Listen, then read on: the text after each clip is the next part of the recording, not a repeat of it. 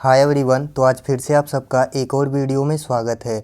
दोस्तों यह वीडियो हमारे जीएस स्पेशल सीरीज का प्रैक्टिस सेट नंबर 17 है, जो हम एसएससी जीडी 2025 के एग्ज़ाम के लिए चला रहे हैं। दोस्तों इस जीएस स्पेशल सीरीज के अंदर हम एसएससी द्वारा पूछे गए पिछले 3 वर्षों के जितने भी जीएस के प्रीवियस ईयर के क्वेश्चन हैं उन सभी को कवर करने वाले हैं। तो दोस्तों यदि आप भी एसएससी जीडी या फिर एसएससी के किसी अन्य एग्ज़ाम जैसे कि सीजीएल, सीएचएसएल, सीपीओ या एमटीएस इनकी तैयारी करते हैं तो यह वीडियो आपके लिए बहुत ही उपयोगी होने वाला है। दोस्तों इस वीडियो में हम टोटल 30 क्वेश्चन को कवर करेंगे। तो दोस्तों चलिए बिना किसी देरी के आज के इस वीडियो को हम शुरू करते हैं। लेकिन दोस्तों वीडियो में आगे बढ़ें उससे पहले आपसे एक छोटा सा रिक्वेस्ट है कि यदि आपको किसी भी क्वेश्चन का आंसर पता होगा तो आप उस क्वेश्चन का आंसर कमेंट बॉक्स में ज़रूर दीजिएगा। और दोस्तों लास्ट में अपना फाइनल स्कोर ज़रूर शेयर कीजिएगा कि आप खुद से कितने क्वेश्चन को अटेम्प्ट कर पाए हैं। तो चलिए आज के इस वीडियो को हम शुरू करते हैं। आज का हमारा पहला क्वेश्चन है, कौन स्थापत्य कला की एक शैली है जिसमें नागर और द्रविड़ शैली के तत्वों का समावेश है। तो दोस्तों इसका सही जवाब है ऑप्शन बी, वेसर। दोस्तों वेसर जो है यह स्थापत्य कला की एक शैली है जिसमें नागर और द्रविड़ शैली के तत्वों का समावेश है। हमारा अगला क्वेश्चन है, निम्नलिखित में से कौन चोल राजवंश का संस्थापक था। तो दोस्तों इसका सही जवाब है ऑप्शन बी, विजयालय। दोस्तों विजयालय जो है यह चोल राजवंश का संस्थापक था। हमारा अगला क्वेश्चन है, राजा मान सिंह तोमर ने किस पर शासन किया था। तो दोस्तों इसका सही जवाब है ऑप्शन डी, ग्वालियर पर। दोस्तों राजा मान सिंह तोमर ने ग्वालियर पर शासन किया था। हमारा अगला क्वेश्चन है, निम्नलिखित में से किसका उपयोग सर्च लाइटों में परावर्तक के रूप में किया जाता है। तो दोस्तों इसका सही जवाब है ऑप्शन सी, अवतल दर्पण का। दोस्तों अवतल दर्पण का उपयोग सर्च लाइटों में परावर्तक के रूप में किया जाता है। हमारा अगला क्वेश्चन है, बंगाल किसके नेतृत्व में धीरे धीरे मुगल नियंत्रण से अलग हो गया। तो दोस्तों इसका सही जवाब है ऑप्शन बी, मुर्शिद कुली खान के। दोस्तों बंगाल जो है मुर्शिद कुली खान के नेतृत्व में धीरे धीरे मुगल नियंत्रण से अलग हो गया था।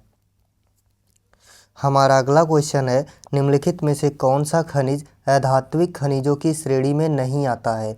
तो दोस्तों इसका सही जवाब है ऑप्शन बी, बॉक्साइट। दोस्तों बॉक्साइट जो है यह अधात्विक खनिजों की श्रेणी में नहीं आता है।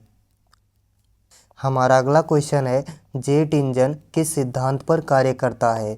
तो दोस्तों इसका सही जवाब है ऑप्शन डी, रैखिक संवेग के संरक्षण के सिद्धांत पर। दोस्तों जेट इंजन जो है वह रैखिक संवेग के संरक्षण के सिद्धांत पर कार्य करता है। हमारा अगला क्वेश्चन है, भारत की जनगणना 2011 के अनुसार कितने वर्ष और उससे अधिक आयु का कोई भी व्यक्ति जो किसी भाषा को समझ, पढ़ और लिख सकता है साक्षर माना जाएगा। तो दोस्तों इसका सही जवाब है ऑप्शन ए, 7 वर्ष। दोस्तों भारत की जनगणना 2011 के अनुसार 7 वर्ष और उससे अधिक आयु का कोई भी व्यक्ति जो किसी भाषा को समझ, पढ़ और लिख सकता है उसे साक्षर माना जाएगा।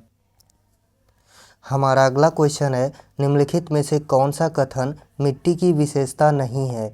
तो दोस्तों इसका सही जवाब है ऑप्शन बी, यह अकार्बनिक पदार्थों से निर्मित होती है। दोस्तों यह कोई मिट्टी की विशेषता नहीं है।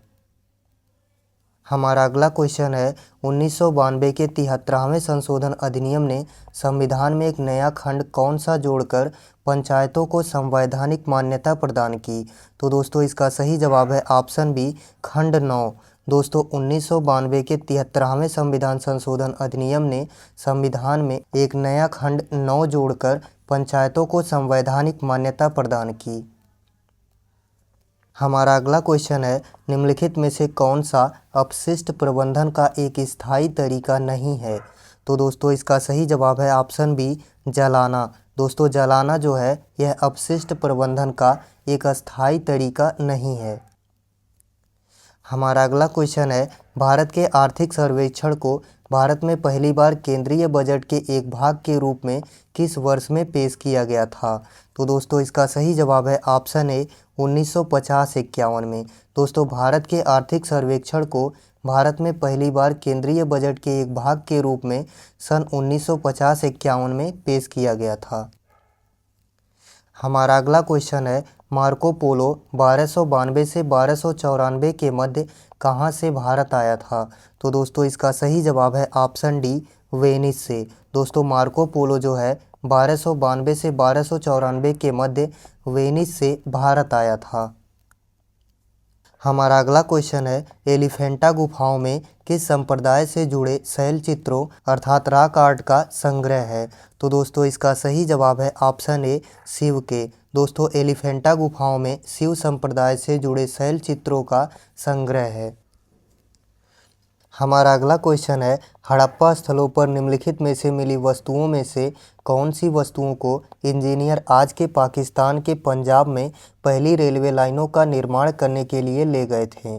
तो दोस्तों इसका सही जवाब है ऑप्शन सी, ईंटों को। दोस्तों हड़प्पा स्थलों पर मिले ईंटों को इंजीनियर आज के पाकिस्तान के पंजाब में पहली रेलवे लाइनों का निर्माण करने के लिए ले गए थे। हमारा अगला क्वेश्चन है, नेपाल के कवि भानुभक्त आचार्य किसका संस्कृत से नेपाली भाषा में अनुवाद करने के लिए प्रसिद्ध हैं? तो दोस्तों इसका सही जवाब है ऑप्शन ए, रामायण का। दोस्तों नेपाल के कवि भानुभक्त आचार्य रामायण का संस्कृत से नेपाली भाषा में अनुवाद करने के लिए प्रसिद्ध हैं। हमारा अगला क्वेश्चन है, भारतीय संविधान के निम्नलिखित में से किस अनुच्छेद में 6 वर्ष से कम आयु के बच्चों के लिए प्रारंभिक बाल्यावस्था देखरेख और शिक्षा का उपबंध है? तो दोस्तों इसका सही जवाब है ऑप्शन बी, अनुच्छेद 45 में। दोस्तों भारतीय संविधान के अनुच्छेद 45 में 6 वर्ष से कम आयु के बच्चों के लिए प्रारंभिक बाल्यावस्था देखरेख और शिक्षा का उपबंध है। हमारा अगला क्वेश्चन है, भारत में संविधान सभा के चुनाव कब हुए थे? तो दोस्तों इसका सही जवाब है ऑप्शन बी, जुलाई 1946 में।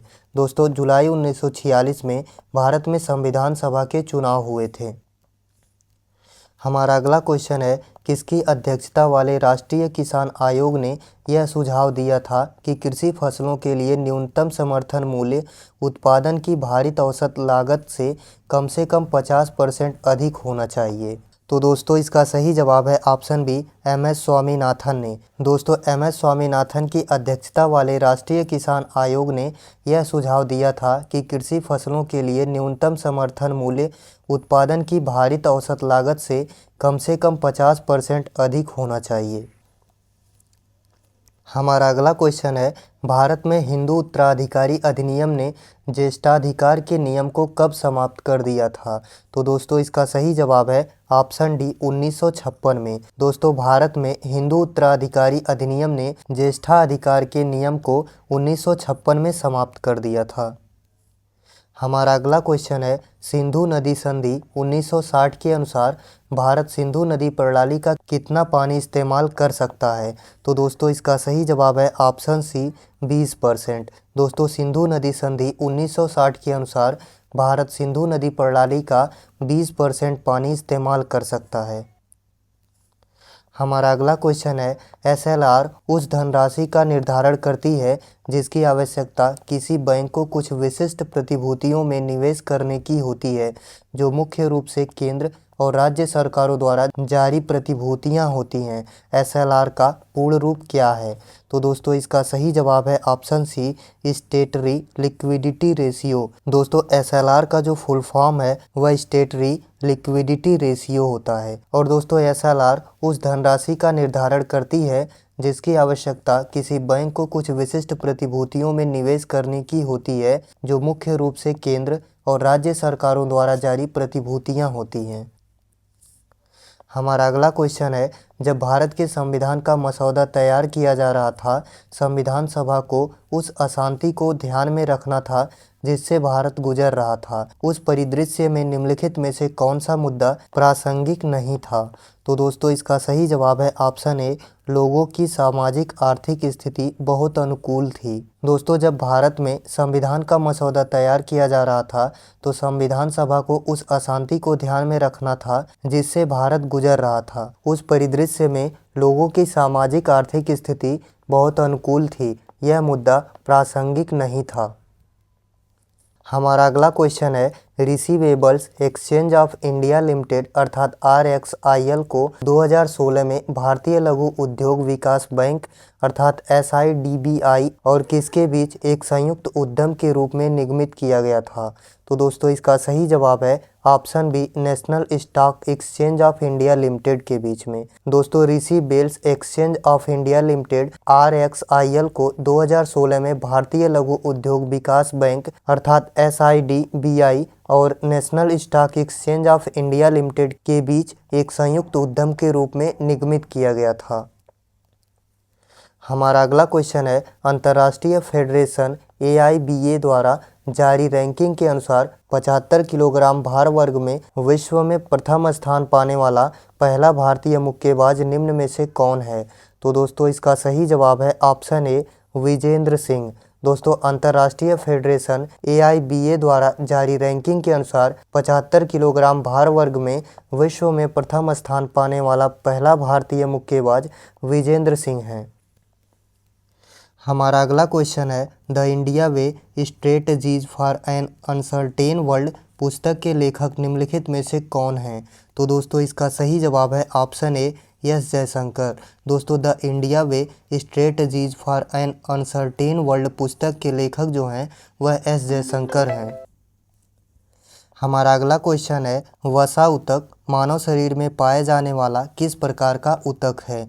तो दोस्तों इसका सही जवाब है ऑप्शन ए, संयोजी ऊतक। दोस्तों वसा ऊतक जो है यह मानव शरीर में पाया जाने वाला संयोजी ऊतक है।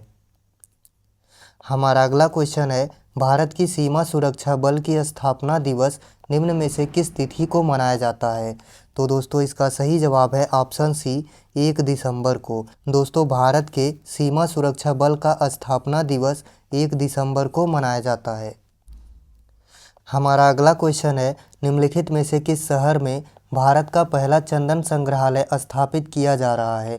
तो दोस्तों इसका सही जवाब है ऑप्शन ए, मैसूर में। दोस्तों मैसूर में भारत का पहला चंदन संग्रहालय स्थापित किया जा रहा है। आज का हमारा लास्ट क्वेश्चन है, 29वां व्यास सम्मान निम्नलिखित में से किसने प्राप्त किया? तो दोस्तों इसका सही जवाब है ऑप्शन ए, नासिरा शर्मा ने। दोस्तों 29वां व्यास सम्मान जो है उसे नासिरा शर्मा ने प्राप्त किया है। तो आज का होमवर्क है, विश्व में किस देश की साक्षरता दर सबसे अधिक है? दोस्तों इस क्वेश्चन का जवाब आपको कमेंट बॉक्स में देना है। तो दोस्तों आज के लिए इस वीडियो में इतना ही। आशा करते हैं आपको यह वीडियो पसंद आया होगा। वीडियो यदि पसंद आई हो तो वीडियो को लाइक करें और साथ ही यदि आप इस चैनल पर नए हों तो ऐसे ही और वीडियोज़ के लिए हमारे चैनल को ज़रूर सब्सक्राइब करें। और दोस्तों इस वीडियो को अपने उन सभी दोस्तों के साथ ज़रूर शेयर करें जो SSC GD 2025 का एग्ज़ाम देने वाले हैं। तो चलिए मिलते हैं इसके अगले प्रैक्टिस सेट में। तब तक के लिए जय हिंद, वंदे मातरम।